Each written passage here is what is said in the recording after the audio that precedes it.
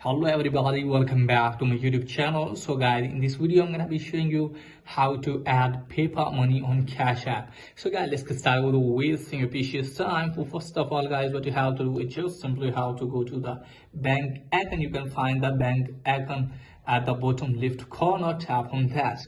Now from here guys, you can find add money option, or you can also find add PayPal money. So you can find deposit PayPal money option. Tap on that.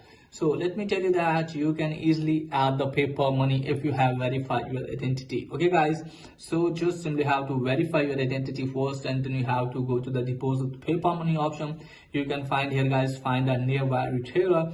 So just simply have to go to the retailer, and then just simply have to go to the deposit PayPal money option, and then you have to tap on that. And after that guys, so you have to put the address of the retailer, you have to put the code, or you can also scan the QR code. Okay guys, so you have to give him the cash money, and just simply have to scan the QR code of the retailer. And after that guys, you can easily add the money in your Cash App by following this way.